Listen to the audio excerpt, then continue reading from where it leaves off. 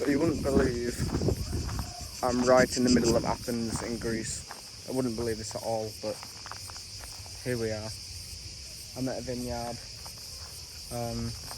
It's a central one to Athens. You've got Athens in the background, past the Acropolis. They've got their own plot of land with a wine cellar with multiple barrels of wine. They've explained the process. I'm currently on the tour now. But they're also going into the idea of how the vineyards are done. The estate itself hosts parties for kids. Does all sorts really. They do show jumping. A lot of the horse shows. I want to say cabaret, is that the right word? Yeah, like show horse, stuff like that. But they've also got stables as well, so the kids do horse riding and multiple things, and they also care for the horses as well, so they've now got something for the horses in terms of like when they're coming towards the end of their life, they look after them, but they're also just keeping things maintained. But I don't know if you can see the horses over there just in front, so it's all kind of cornered off, but they're well looked after.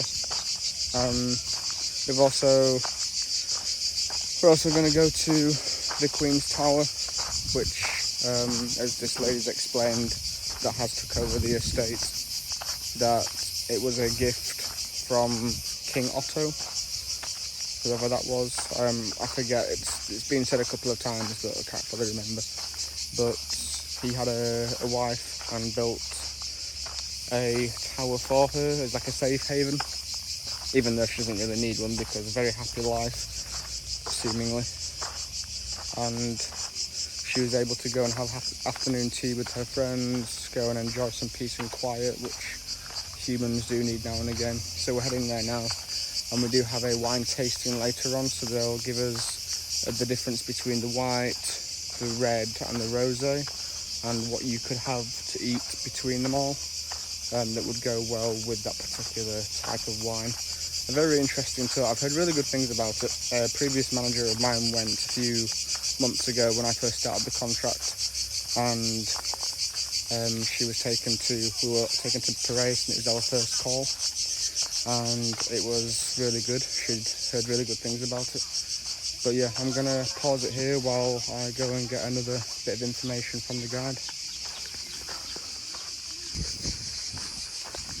Alright, so we've got a long road here. If you follow that road all the way in a straight line, you reach Parliament Square right in front of you, or part of the Parliament building right in front of you.